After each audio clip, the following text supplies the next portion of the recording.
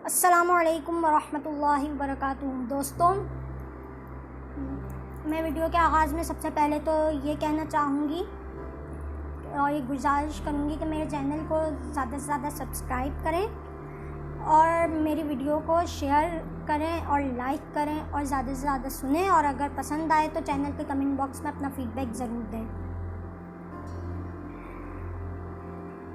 कल जो हालात थे सुबह से लेकर रात तक के पहले तबीयत से बेइज्जती हुई खेल के मैदान में पाकिस्तानियों की इंडियंस के हाथों, और उसके बाद जो है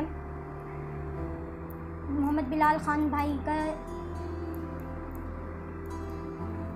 जो है उनके हक़ और सच बोलने पे उनको शहीद कर दिया गया इस्लामाबाद में। तो उन सब के बाद जो हालात के बाद दिल में गुस्सा था और भड़ास थी जो निकालनी भी ज़रूरी थी, लेकिन किसी अच्छे अंदाज में। तो मैंने कलम का इंतखाब किया कि क्यों ना कलम के ज़रिए अपनी इस भड़ास को निकाला जाए। तो मैंने एक नज़म लिखी है अपने मुल्क के हालात पे, जिसका उन्वान है अपना देश। लेकिन अपनी इस नज़म को आपके गोशे गुजार करने से पहले मैं मोहम्मद बिलाल ख़ान भाई और उन लोगों के लिए जो हक़ और सच्चाई का बोलबाला करते हैं, सच से पर्दा उठाते हैं और अपने मुल्क के लिए किसी भी कुर्बानी से दरेग नहीं करते और अपने आप को पेश रखते हैं, उन सब के लिए मैं कुछ अशार पढ़ूँगी। अपनी नज़म से हट के कुछ अशार हैं वो पढ़ूँगी मैं, और लेकिन वो अशार मेरे नहीं हैं, मैं ये भी बता दूँ। मेरे अशार उन अशार को मुझसे ना मंसूब किया जाए।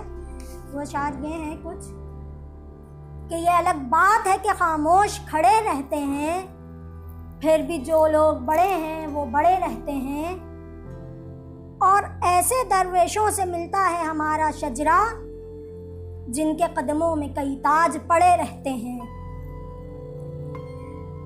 दोस्तों, मोहम्मद बिलाल ख़ान भाई ने जिस तरह टॉप ट्रेंड बनाया था ट्विटर पे, उसी तरह हमें चाहिए कि हम भी जो है जुल्म के ख़िलाफ़ आवाज़ उठाएं, क्योंकि रोज़ कोई ना कोई नौजवान कौम का मुस्तक़बिल मुल्क का मेहमान शहीद कर दिया जाता है सिर्फ़ इसलिए कि वो सच और हक़ बोलता है। अपने मुल्क के दिफा के लिए, अपने मुल्क के लिए, उसकी अच्छाई और बेहतरी के लिए ही सच से पर्दा उठाता है, चाहे वो सहाफ़ी हो, कोई शायर हो, या कोई सोशल वर्कर हो, या कोई भी हो।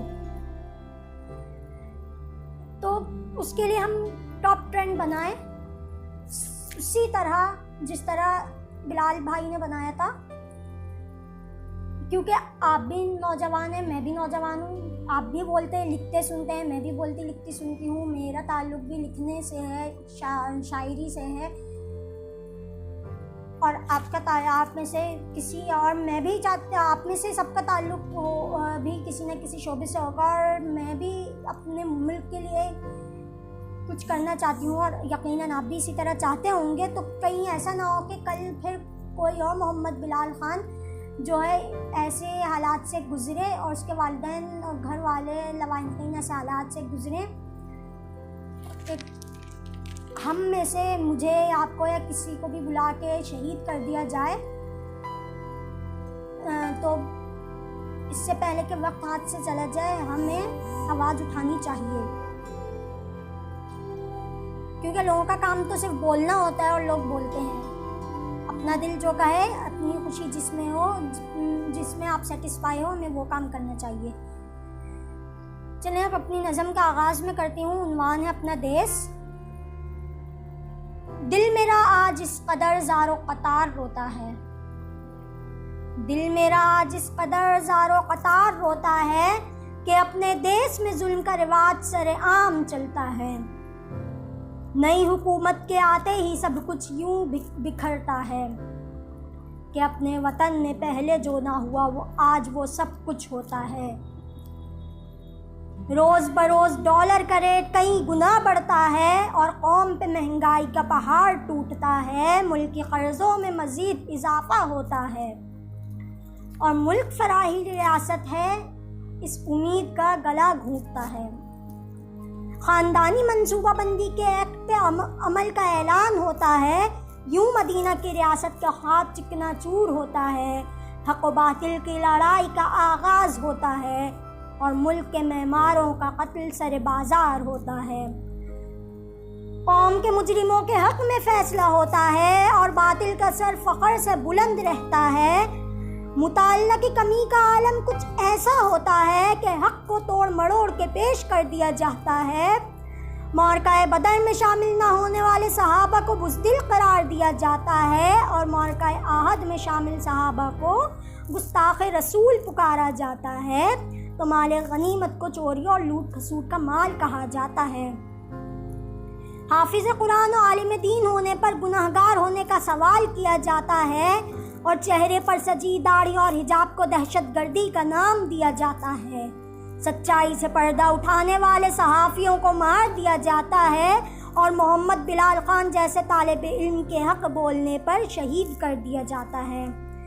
अपने देश को पसपाई और ज़िल्लत की तरफ धकेल दिया जाता है। अपने देश को पसपाई और ज़िल्लत की तरफ धकेल दिया जाता है और आवाम की छोटी छोटी खुशियों का जनाजा निकाल दिया जाता है। दिल मेरा जिस कदर ज़ारो क़तार रोता है कि अपने देश में जुल्म का रिवाज सरे आम चलता है।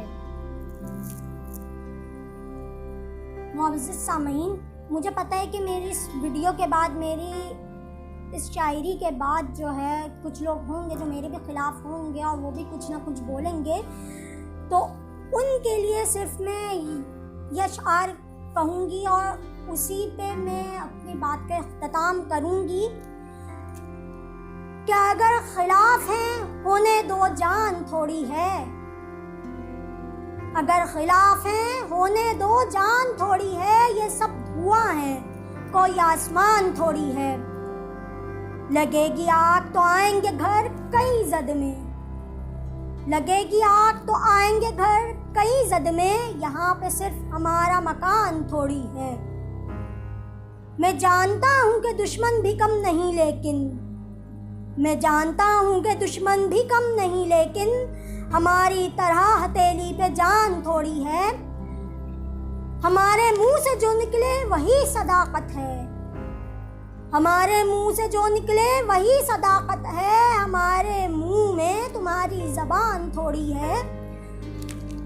जो आज साहिब मसनद हैं कल नहीं होंगे, जो आज साहिब मसनद हैं कल नहीं होंगे। किराएदार हैं ज़ाती मकान थोड़ी है।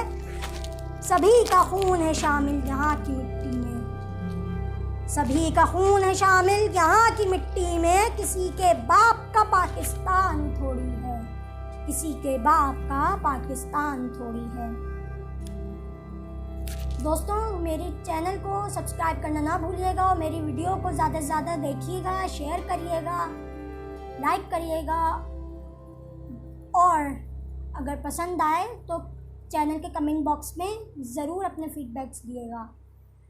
आप सबकी समातों का बेहद शुक्रिया।